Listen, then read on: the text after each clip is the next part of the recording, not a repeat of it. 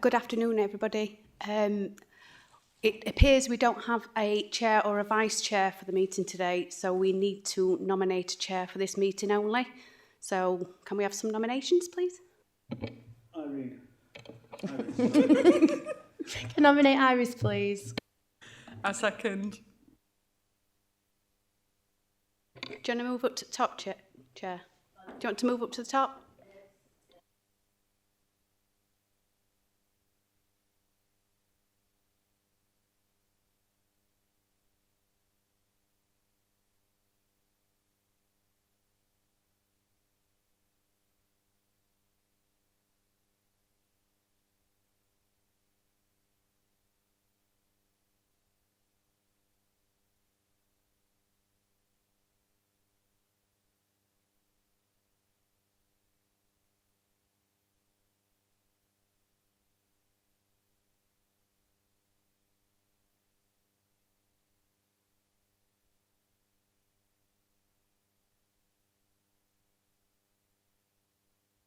Right, good afternoon, ladies and gentlemen. Today's planning committee, this is not a public meeting, but a meeting that the public can attend. I'm Councillor Iris Beach, and I'm chairing this planning committee meeting today. Before we commence, I would like to outline the domestic arrangements for the meeting. We are not expecting fire practice today.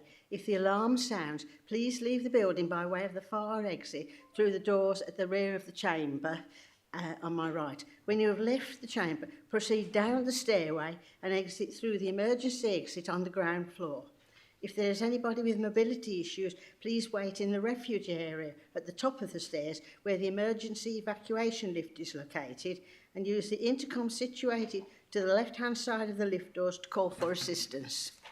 The designated assembly point is in the public square in front of CAST, beyond the fountain. I would like to inform members of the public and press today that meeting will be audio and visually recorded. By entering the council chamber, you accept that you will be recorded and your image is retained and broadcast by the council on its website and on YouTube.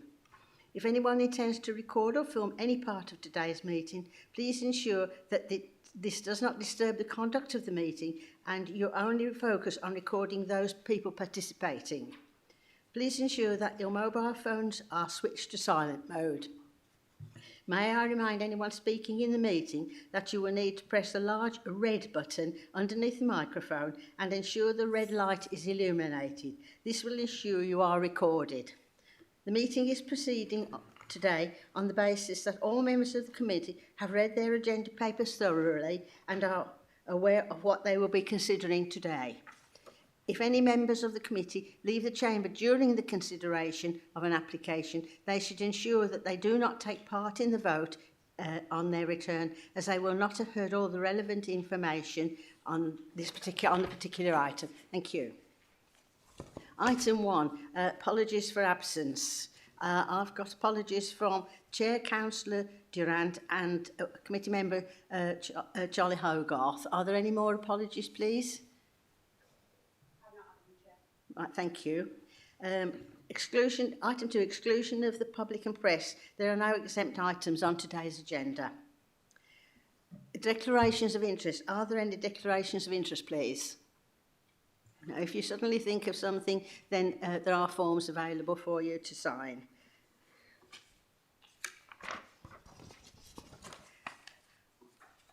Item 4 is the minutes of the Planning Committee meeting held on the 15th of October.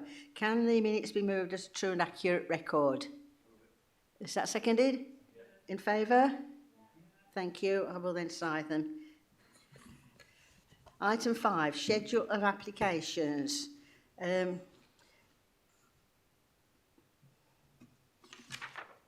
Right, David, do you wish? Go ahead, thank you. Sorry, I forgot to quote the number. It's been a long time. No problem, Chair. Thank you, and hello, everybody. This application is for the change of use of land for caravan storage, associated infrastructure, including gates, access, hard standing, and landscaping. And I'll deal with pre-committee amendments first. There's just a correction to no reference to mobile home in the Pollution Control Officer's response should actually refer to motorhomes. So to confirm, this proposal is for vehicle storage only and no on-site accommodation. It is recommended that this application is refused for the reasons outlined in section 10 of the report. However, it has been brought to committee by Councillors Martin Greenhall and Nigel Cannings. Councillor Greenhall, along with Mrs Rachel Pawson, will be speaking in support of the application. And finally, the local planning authority has also reviewed this application under relevant human rights legislation and the public sector equality duty, and the planning considerations set out do not have any impact on equality. Quickly, an overview of the site. It consists of 2 agricultural fields across from the Pawson's transport depot there, to the south side of Ashton Lane. It adjoins an industrial site which is also owned by Pawson's, which I think is leased out. The surrounding area is mostly open farmland with scattered buildings on Ashton Lane near the villages of Micklebring and Braithwell. These are the proposals. As I mentioned, caravan storage with a new access point from Ashton Lane with security gates, approximately 642 caravan storage spaces. The surface material is to be a crushed permeable stone with a central 5 metre sort of spiral metalled road section running through the site, as you can see in the darker shade there, and along with landscaping to the site boundaries and some trees within the site itself. Very quickly, some site photos just showing the, on the left-hand side photo there, that's Pawson's transport to the left-hand side, looking up towards where the access will be, and then the photo on the right-hand side is a Google image, but essentially where those gates are, it's a little further to the left, that's where the proposed access will be into the site. This is from the other direction, looking back towards Braithwell along Ashton Lane, with the application site beyond that hedge to the left-hand side there. And then a bit further up from the perspective of Micklebring, this is going up Back Lane and looking back down towards, it's just at the joint of where those TVs meet, but you might be able to see where Pawson's Transport Depot is there, right in the middle of the picture, and you can see how the land slightly slopes down to Ashton Lane. I thought this would be useful. This is the main considerations. Obviously, the site is in the Greenbelt, and it's common ground. This proposal is inappropriate development, so that's harmful by nature, as well as reducing openness and impacting visual character. I've set out some relevant paragraphs here from the NPPF, which says that only development with very special circumstances may be allowed in the Greenbelt. The applicant claims, and we'll come into this, that very special circumstances exist in 3 areas, which is set out in section 9 of your committee report. The first, number 1, is meeting a known demand for new storage provision. So I've included this in paragraph 9.4. This highlights a letter from the Caravan Storage Site Owners Association, which is a trade body, highlighting demand, but the report sets out a lack of any quantitative evidence as to what or where this is. Paragraph 9.5 describes how the search for alternative sites is limited to a 3-mile radius around the site itself and dismisses other areas, including those outside Greenbelt locations. In terms of the economic benefits, the NPPF does give weight towards decisions that enable the sustainable growth and expansion of businesses in rural areas. The proposal may provide supplementary income to the applicant, but the report argues there's limited wider economic benefits. There are many factors which affect the viability of a business which are unfortunately outside of planning control. The application doesn't propose any additional jobs, and as I said, the benefit is limited to the applicant, and this can't be secured through the planning application or through planning condition. As such, this justification, in terms of the economic benefits, is given limited weight. And then finally, the biodiversity part of the site shown here. This is a wildlife area that is proposed to be created to secure a biodiversity net gain of 29% in terms of habitats and 115% in terms of hedgerows, so that clearly exceeds a 10% requirement. And although these factors offer some benefits, all of these, either individually or collectively, are not felt to represent unique and exceptional circumstances or very special circumstances to justify inappropriate development. In terms of the other technical matters, clearly this is a use, caravan storage, which is, I guess, industrious in nature. It will conflict with the rural setting. We've got floodlights within the site, palisade fencing, which conflicts with that countryside character. There is a loss of, well, a 5.4 hectare site does remove significant quantities of agricultural land from production, and there's insufficient information at this stage on soil quality. In terms of sustainability, the site lacks sustainable access and sits remotely, and it's been argued with complicated connections to the main transport network. The argument is presented in the report that there's more suitable sites which exist, which are better located near the motorway corridors. And then finally, in terms of drainage and contamination, the site does sit on a principal aquifer for drinking water. So a drainage strategy has been submitted, but our pollution and drainage officers have asked or requesting some additional testing is done at this stage to ensure that contamination from vehicles is captured effectively. So in summary, whilst the application presents some limited and economic and biodiversity benefits, there is a number of policies where the application conflicts within the local plan, principally that it's inappropriate development in the green belt and various special circumstances have not been demonstrated. And on that basis, it's recommended for refusal. Thank you. Thank you. We have speakers today. First, it is Martin Greenhall, one of the ward council members for the area. If you'd like to commence, you know to press the red button. Do you have up to 5 minutes? Yes, good afternoon. Thank you, Chair. Yes, I've been the ward councillor for this area, including Braithwell, Micklebury, Wadder, Staine, for the last 7 years. So I know all the constituents very well. I've dealt with this particular family on numerous occasions for the compliance to the regulations, basically. About a year ago, I was approached by the Pawson Group to see what the possibilities were to caravan storage in a field opposite the premises at the moment. And so I took one of the officers, senior officer at the councils, which is my job to do, to one side, and he said, well, really, it's the impact on the green belt, to be able to shield it, to make the impact as minimalistic as possible, which I related back to the Pawson Group, and I believe they went on to employ a firm of planners. The very special circumstances, as far as I was concerned, and it's funnily enough, it wasn't mentioned in the initial report, was the possible or the probable percentage increase of employment to the area. Being a rural area, there is a lot of farmland and things like that, but there's no industry as such. And Pawsons have been there since 1921, long before the Greenbelt Act came in, which doesn't derive from the very special circumstances now needed. I do believe case law to suggest that has now been sorted out at High Court level, in that employment is a very big important special circumstance. So from that side alone, I would be quite happy to propose that this be looked at, and to the extent that this group have gone, to mitigate any visual impact whatsoever. Thank you. Thank you, Councillor. Does anyone have any questions, please, of Councillor Greenhall? Yes, Councillor Dixon. I don't know if this is for you or Dave, sorry, but Dave, did you say there was no new employment? Can we just clarify that?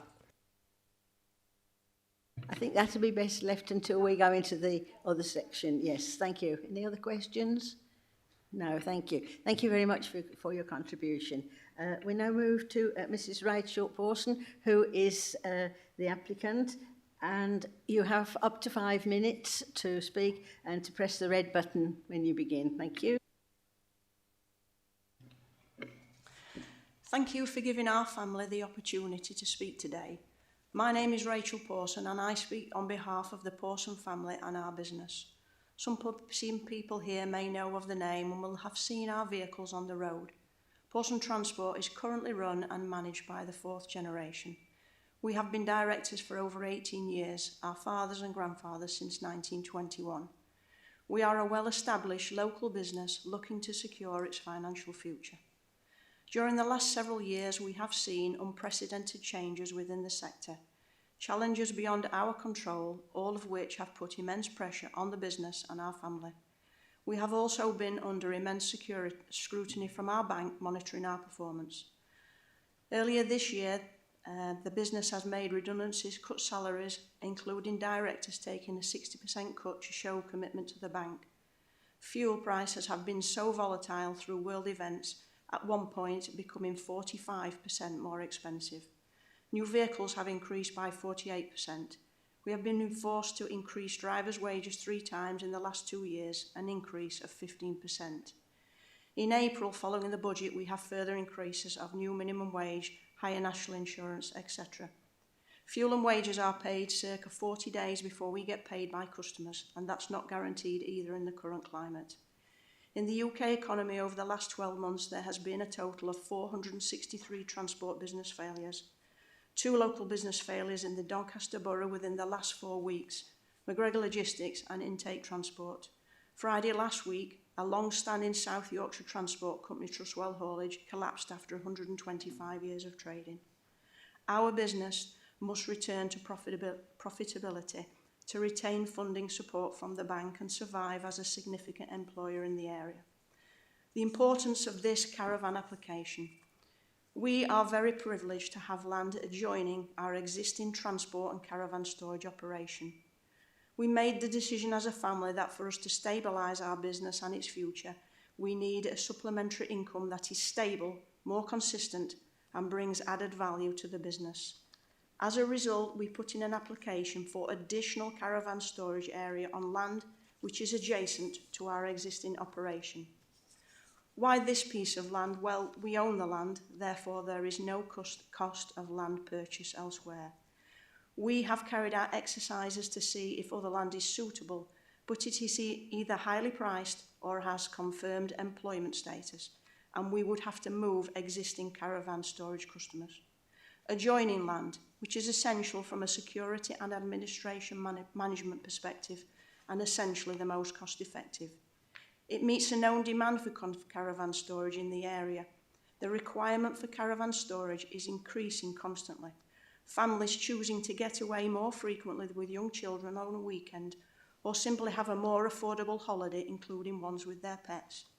We have a waiting list with over 150 people on, and on average, we get between 8 to 10 inquiries each week. We as a business allow people to spread the cost of paying for their caravan storage to help them after buying one, which is a financial burden in itself, and which is why we are very popular. The COSOA letter provided to the Council evidences the real need for more storage sites across the UK. It also helps us the potential to safeguard 75 existing jobs, allow the business to grow and actually create in the region of 40 new jobs as it releases existing space that we use for caravans for transport. It offers biodiversity enhancements on land located close to this area, offering significant wildlife benefits to include native and hedgerow planting, tree planting, 1 minute left. a pond and other measures.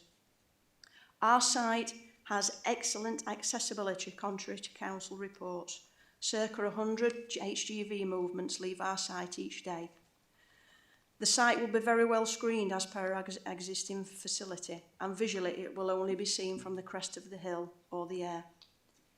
In summary, this application supports and underpins Pawson Transport. It is a very fundamental part of our future. If we could only take you to see the parcel of land we refer to, I'm sure you would agree that we are not harming the countryside. We have the support of the local council. We take your points on board, but believe me, we're not here to harm the countryside, and we believe that there are very special circumstances to justify this development. And we ask you to support us today by granting permission, as it is pivotal to the future of our business. Thank you. Thank you very much. Thank you. On time. Would anyone like to ask Mrs. Pawson any questions? Councillor Stapleton. Thank you, Chair. I've just got a couple of questions, if I may. Regarding the screening, I have been on the Google Maps, so I can see exactly where it is. So from the top of the hill looking down where your current site is on the right-hand side, that's very well screened. is the plan that the left-hand side, that would be equally as screened? Yes, as you say, as you're coming down the hill, there's a really good hedge already planted, which obviously we would allow to grow. We would fill out the hedge that runs along the green lane where the photograph took the photograph from, and we would do down the left-hand side as well. There's not really much hedgerow there at all. We would fill that in, but there is already an established hedgerow on the bottom, which obviously currently edge our business. Okay. Just so you know, the existing caravan storage site that we have has excellent screening, and we would look to replicate that as much as possible. Brilliant, thank you. Chair, one more question, if I may. So I'm just trying, it's not in here, and I'll look for it. Obviously, at some point, you were given planning permission for your current setup. That's correct, yes. When was that? Do you recall? That was back in, correct me, about 2010. Okay, thank you. No further questions. Yeah. Chair, thank you. Thank you. Does anyone else have any questions of Mrs. Pawson? No. Thank you very much for your contribution. Thank you. We will now go into debate. So, yes, Councillor. In the report at 8.48, it says that revised drainage strategy has been submitted and is currently undergoing further consultation, the results of which will be provided to the planning committee in due course. So that's not been done, has it? Thanks, Councillor. Yeah, I've been in discussions with our drainage team because we've received a revised drainage strategy. Where the concerns are, and hopefully I've outlined this, is the drainage strategy proposes a soakaways on site, so essentially it drains into the soils. And they've tested 4 or 5 locations within the caravan storage area. When the testing for soakaways, I mean, it's not very, the non-technical summary is you dig a big hole and you pour a bucket in and see how long it takes to drain and calculate the time. And you're meant to do this a minimum of 3 times per trial hole. And I think the drainage officers raised concerns, one, that some of these test holes have only been, there's only been 1 drain time, sorry, 1 test. And the argument is that you're meant to do multiple tests over a period of time so the ground is unsaturated and you can see how it drains away or not. Because obviously if the ground is dry, then 1 test might drain quite well, but maybe the second and the third test might not generate the same results. And the drainage officers also raised concern that there isn't any testing of the where the wildlife area is, because that's where the drainage basin will go. So essentially water will be funneled to a pond and then it will drain into the ground, but there's no testing in that area. So they wanted some assurances that soakaways are suitable for that site prior to saying, okay, we're happy with this, we can deal with the rest through sort of a detailed condition. So, yeah, technicalities and further testing is what the drainage officers requested. So I might be being silly at why are we considering it if we don't know the outcome? If they're going to remove the objection. My point is it just says purpose of a protection zone within this area is to provide additional protection to safeguard drinking water quality. And then we've not got the answers to that yet, and we're being asked to make a decision. And we don't know. Yeah, if I could help you procedurally, the officers have put forward the report, and at the moment they're finding that there are reasons why it's not going to be recommended for approval by them. There are still outstanding issues, so if you are minded to approve and you do consider there to be very special circumstances, then you would still need to get these other issues resolved.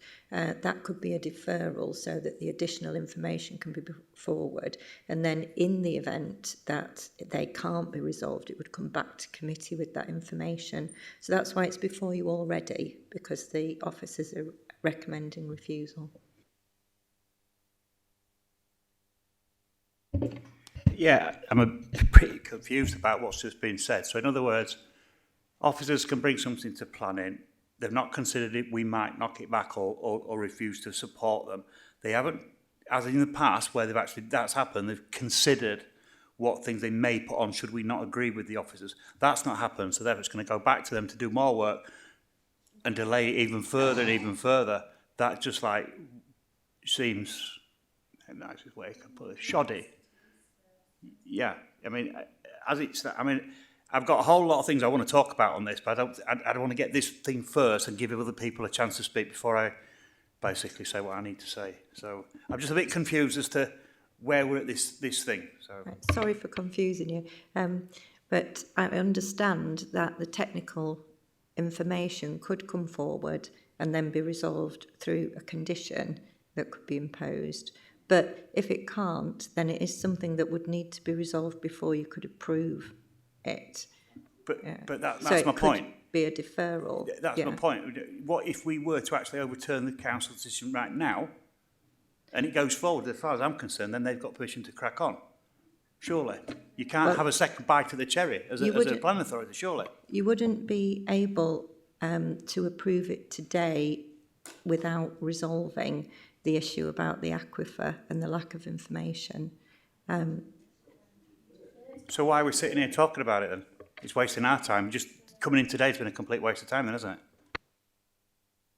So sorry, my point's along the same vein, because in 7.9 it's requested that because of policy 60 be considered for a soil survey to be done beforehand, and we can't assess it until the soil survey's in. So again, I would suggest that we defer this entire meeting until we have that information in front of us to make an educated decision.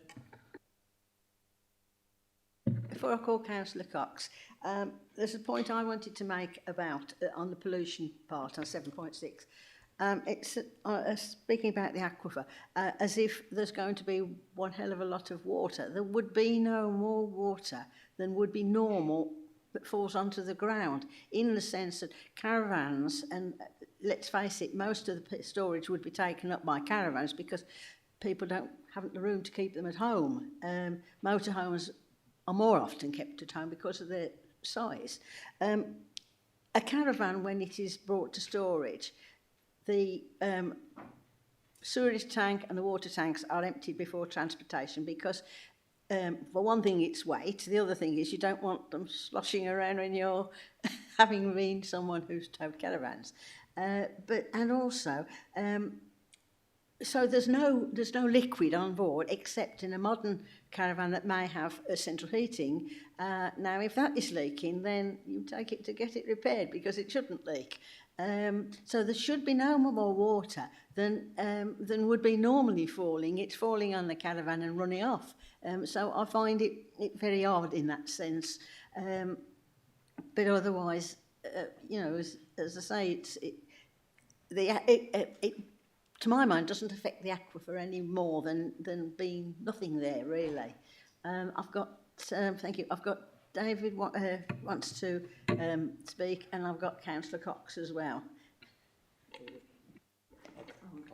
Yeah, thank you. Just to cover off the point that members have mentioned about why are we here when there are still outstanding issues. I think had everything else been acceptable in our view, so we'd felt that the very special circumstances existed in terms of the greenbelt harm, the visual harm could be overcome by those circumstances, the balance between the impact on losing the agricultural land versus the need, all of those things had been acceptable in our eyes, and we were able to recommend, other than those technical details around drainage, we would have held back until we'd had that information and then brought it forward. But because there were some overarching in principle objections that we have, this is why we're bringing it to you today. It's perfectly within the committee's gift to come to a different conclusion on those things, and then if the drainage issues were still outstanding, there could be, as Alison's mentioned, a scenario where you tell us, resolve to approve, subject to you sorting out this final detail, and then we're able to get along and approve. And if we weren't able to sort that out, bring it back to you to make the decision. So I think that's why we've taken the decision to bring it to committee today, because of those wider issues that are remaining outstanding. Just point of order, Chair. I don't believe you brought this. As far as I'm aware, this was brought to committee because it was called in by councillors. Nothing to do with officers. Thank you. Councillor Cox, can we? Thank you. There's a few things within this, and water, which is always a pet love of mine, is one of them. And I completely concur with my colleagues. I mean, I'm lost and confused because we're in a position where we can't agree nor disagree with this. It shouldn't be here. And I thank Councillor for bringing it to us. The references within this document, you've put forward some of the MPPF consultation information. Isn't it an existing document? I'm really confused by some of the things. I'd like to know, Dave, where your starting point was with this, because it seems that you've started, and nothing against you, I know you're good at your job, but I'd just like to know where your starting point was, because it seems to have started on a back foot rather than on an even keel. And that, to me, is how it reads. So, obviously, in reading some of the things that aren't actually a live document at this point in time, that are reasons that are given within the NPPF, and you know, previously to having just the one policy, and the NPPF had gone through every other policy in the core strategy and UDP, where generally there is an opposite argument within those documents, and you know that we've had this conversation before. But what I find quite stunning is when you look through some of the NPPF things, there are things that are actually supportive of outdoor activities, of things that could be lent in a direction to grant the application. And it just seems to me that it seems to be weighed against the applicant, not on an even keel. And I move, and I will quite happily move, that we defer this for, obviously, more information. And if you could answer me why some of the information in here is not in a live document, that'd be really helpful. Thank you. Before I call Councillor Stapleton, would you like to respond to that, please? Thank you. Yeah, there's a few things there. With reference to, are you talking about a live document, is this paragraph 5.5, where I'm referring to potential draft changes to the NPPF? With the NPPF consultation? Yeah. Okay. So, paragraph... Sorry, Dave, but just please explain... Please explain what the consultation is, and whether that paragraph is existing within there, and what would happen if people made reference to the consultation regarding that paragraph. Does that make sense? No. What I will say is the MPPF that I've used throughout the report is live, is adopted. It comes from 2023, which is the latest version of the MPPF. And that forms the National Planning Policy Framework, which we rely on, especially in terms of Greenbelt policy. So that is consistent, our local plan is consistent with the MPPF and the MPPF policies on Greenbelt. The only reference to emerging policy in the Planning Committee report is paragraph 5.5, which refers to the fact that there's a consultation on changes to the MPPF. And the consultation is now closed and they're reviewing this, and at the moment the government are advising they're expecting a response by Christmas. All the paragraph is simply there as a placeholder to highlight that there are potential changes, but none of the report reflects any of the changes, and they shouldn't be material to your decision today. If I can pick up on some of the other points, if Chair will allow. So in terms of contamination, which is something Chair picked up on, it wasn't in the sense of water runoff.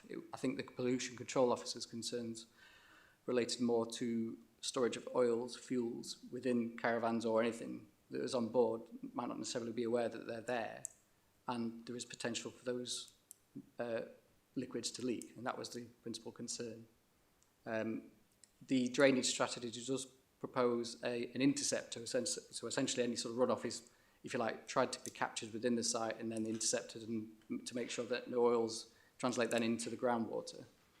But we're not quite there yet in terms of the level of detail. And then finally, just in what Emma says in terms of why are we looking at this today, by way of background, the application isn't the first. There's been pre-application advice given to the Parsons Group about potential use of Greenbelt for caravan storage in 2020. And essentially we were rehearsing the arguments there in the sense that the options proposed were in the Greenbelt location, that they were inappropriate and they would have to demonstrate very special circumstances. there was subsequent a planning application in 2023 prior to this one, which is essentially this application. And we rehearsed the arguments about justification for Greenbelt and also some of the technical issues in terms of developing the site. And officers were reminded to refuse the application, and it was agreed with the applicant that they would withdraw the application, go away, work on the justification to demonstrate very special circumstances, and that results in the application that's been presented today. Why we're looking at this with some unresolved matters, that's essentially because, yeah, there's, if you like, there's two sides of the coin. The first is the in-principle arguments, which remain in accordance with the MPPF, which is something we should all be looking at, and I've included the relevant paragraphs in the presentation. This is inappropriate development, that there's additional harm by means of how it looks, the site looks, and there'll be a reduction of openness, and that should be given substantial weight against the application. So there's no getting away from that fact. And it's the officer's view that the justification on very special circumstances doesn't meet that high bar, that test to overcome that. And then the other side of the coin is there's some technical matters which, quite bluntly, we've been working on for some months. It was proposed, or I was looking to present the application to the previous month's planning committee, and it was pulled for this one to work on those technical matters. We've not been able to get any further, and so I'm presenting it as we're currently presenting it today, and that includes the reasons for refusal set out on those technical issues. But again, just to highlight what others have said, the in-principle natures and the Greenbelt harm is something that committee can weigh up as and when, and they can choose to apply weight how they wish to the very special circumstances. The technical matters, and I think the legal officer has outlined a proposal where if members were persuaded on the very special circumstances that they would defer the technical matters to be resolved, which aren't a million miles away. So in a sense, defer that to officers to complete and then go through the process of agreeing suitable conditions. So I don't think there's any inconsistency in presenting the report. It's for refusal, and as it stands, there's quite a number of reasons for refusals. Members can weigh up the Greenbelt arguments today, and then if they wish to, they can defer the more technical matters to officers, but I'll leave that up to you. Thank you, Chair. As we're still in debate, I'm just going to go for the whole thing. I'll give everybody else a chance to speak. Now it's my turn. So I've been having a look at the MPPF, which I have done in the past, but one of the things I've looked at is basically the statement I'm reading here is that 2.7, the purpose of the planning system to contribute to the achievement of sustainable development. So now look further down about what is sustainable development, economic, social and environmental objectives. Don't need to go into all of them, but I'm looking at this and how does that meet, if we allow this to go through, does it meet that? And I think there's more than enough arguments to say it would do. But I'm not going to argue about them because that's not the purpose of this. So let's put this into perspective. Chair, we are asking for a change of use. There is not a planning permission for a great big building site of buildings and houses, etc., etc. It's a change of use of land. How is that change of use going to be effective from what I'm reading here? It's nothing permanent, it's a semi-permeable. In other words, you're going to put down a bit of what I would call hardcore rubble. I know it's going to be probably a little bit more than that, but in effect, there's full drainage on site. We keep hearing about oils. Caravans don't have oils or petrol or anything else that would leak, unless it specifically was put in there. And I'm quite sure as responsible site owners, they would actually say to any caravan owner storing a caravan, bear in mind it's storing a caravan, it's not living in a caravan, they would say to them, no, you can't store anything in there, and anybody found storing it will be asked to leave. I'm sure they would do that, because if that was my site, I would do the same thing. I am concerned that here we have a business, a rural business that's been around for a hell of a long time. 2010, as we had confirmed, they were given planning permission for what is currently there at the moment on the right-hand side as you're coming into the village. Yet all of a sudden, all the rules that they had to pass to get the right-hand side done don't apply anymore. And we're not allowing the left-hand side, which just, and bear in mind, I mean, I don't think there was any biodiversity net gain advantage when, in 2010, when that initial site was done. So I think, you know, the company themselves are putting a hell of a lot more into this than what they did in the past, and that's commendable, albeit I'm pretty sure they're only doing it because they're being legally made to do that. which you know, that again, that's not for debate.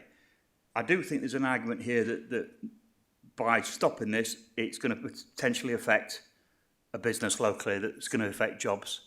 And I could go in, I could rip this to pieces, I really could go all the way through every single thing and just pull out and say, not relevant, not relevant. I mean, you know, you're saying, I mean, the only thing I can see, because there's nobody's objecting to this from what I can see, even Rotherham Council are not objecting to it. You know, the local community are not objecting to it. Councils are not, there's not a single letter of objection has come in. And yet Doncaster Council officers are objecting to it. There's no grounds to object to me. You're saying about the MPPF is the only thing about openness. Well, if you go to the site and you stand at the gates and you look at the site, it's uphill. You don't see any countryside past the boundary.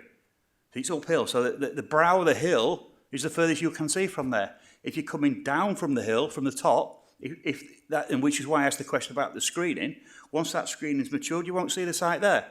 So the whole basis of refusing this on MPPF on the grounds of openness, to me, it just doesn't wash, I'm afraid. I'm sorry. But the main thing is, you know, we've got a business struggling in the current climate with things that are happening in the farming community, in the rural community, and then for us to kick them in the nuts with this. No, I'm not willing to do it. I am going to propose right now for my colleagues here that we actually refuse the permission of, we go against the recommendation and we allow planning permission. At least that bit's done. Because bear in mind, these people that are running this business, they've got time. They need time to earn money. And if we keep delaying, that business could go under. And I don't want to be guilty of that one. So I'm going to propose what we do actually knock it back. Yes. Thank you, Councillor.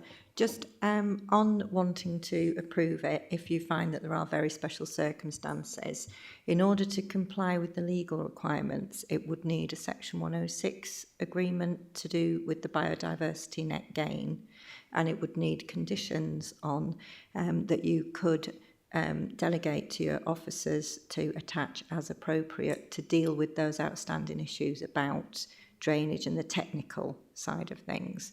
So technically, it's a deferral and authorising the officers to approve, subject to Section 106 and appropriate conditions to deal with the outstanding technical issues. So that's how you would...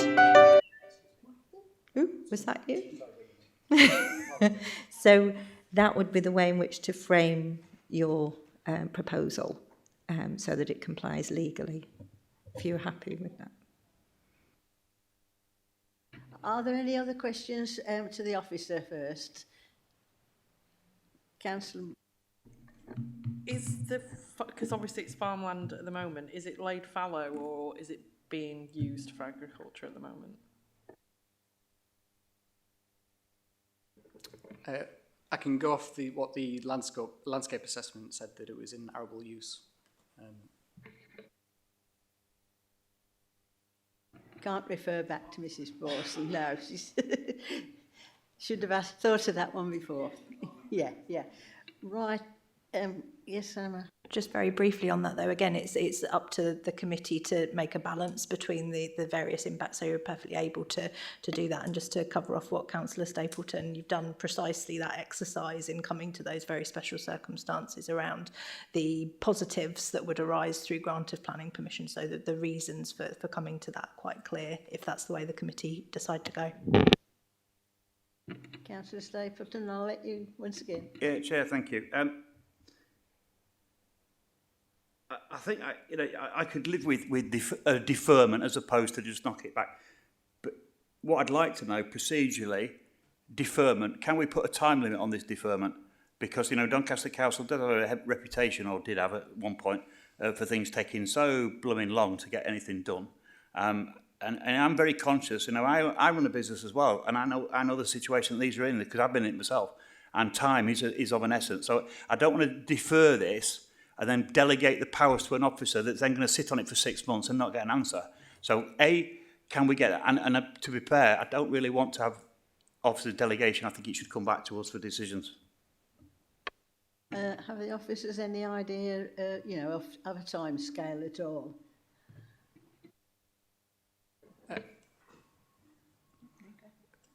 Sorry, I disagree with the councillor there. I'll determine applications expediently. In my view, in terms of the technical matters, I don't believe there'd be... Councillor Cox? Don't have a private conversation. I carry on.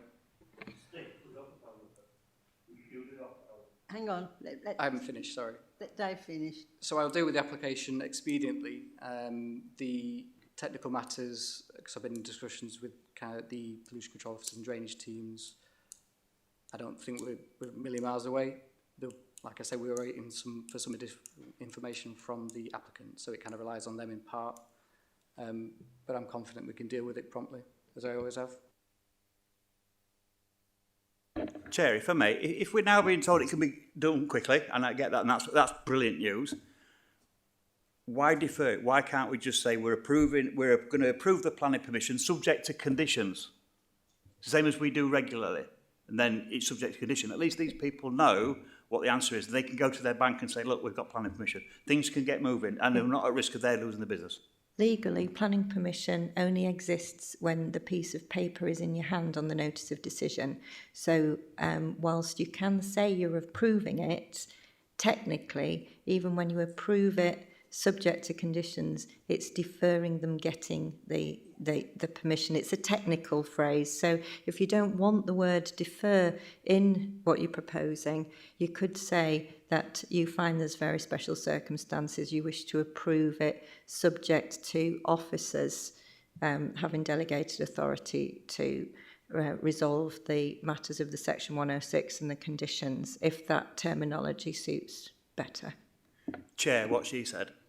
Yeah, I think I'll let Dave finish, but I think we've thrashed this out enough. When Dave's finished the comment he wants to make, we will move then to making a decision. Thanks, Chair. Yeah, so with respect to the green belt and agricultural land, we parked that. That's been weighed up today. With respect to drainage, contamination, I can propose some suitable conditions through our council officers and then put them to the applicant for approval. Thank you. In that case then, so I will move to the paperwork. We've got, is there a proposal to refuse this planning permission? No, there doesn't seem to be, so then I don't need to ask for a seconder. In that case, so will someone move Councillor Stapleton?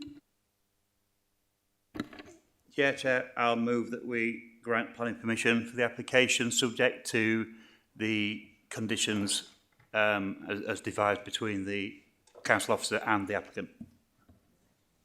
And the 106, yeah. Yes, thank you. I will be happy to second that with the conditions. This is something that I think may not be exactly fitting in with the legislation as it stands now, but I think it's something that is needed a great deal. So I will be happy to second that. In that case, I'll put that to you, having been moved and seconded. Those in favour? So that is unanimous. Thank you.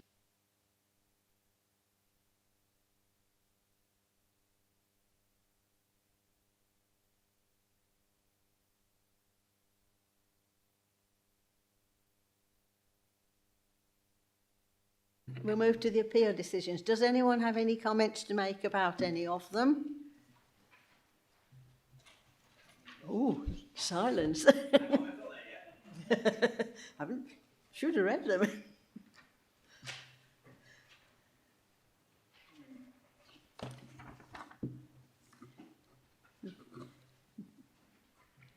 No comments? No? Yes, Councillor Stapleton? Yeah, very briefly, Chair, I just noted that regarding appeals in where the enforcement notice has been squashed, and I know it doesn't actually make much difference because we can just go ahead and do it again. My concern is that it got squashed in the first place. And I don't know the reason, and it doesn't really tell you why it got there, whether it was you know, the officer was off sick or blah, blah, blah. It doesn't tell you really.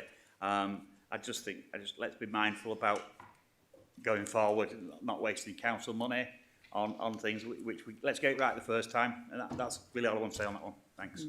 Bye. Right, okay. If there's a answer to that, I'm sure somebody will furnish it to you in due course. You can update if it would help. Yeah. So the reason for the quashing in that case was around the description of the development. So it was described as a 2-storey rear extension, whereas in fact what the inspector noticed on site was that the extension came out of the roof space as well. So it was really a 3-storey extension, and that's how it should have been described. So it's a technical error that we can go away and rectify. I think the saving grace with that one is the inspector could have granted it permission instead of just quashing the notice, and they didn't. So we've got the opportunity to rectify, but certainly something we'll make sure to be looking at carefully going forward so it doesn't happen again. Yeah, thank you for that. I can just make one little comment, Chair, if you indulge me. Some may be surprised I used to be a union rep, and one of the things when I did my union rep training was you'll always win when you catch them breaking their own rules. And that every time we get that in the council, it's not because we've done anything wrong, we've just not done it properly. And I think that's an important thing a lesson to learn really as we move forward. So in that case, then, no more comments on that. So we'll move to the Planning Enforcement Quarterly Report. Does anyone wish to make any comments about anything on here? No, my favourite one's still here and still trucking along, but otherwise. So in that case, that brings our meeting to a conclusion. To thank you all for attending. Thank you very much.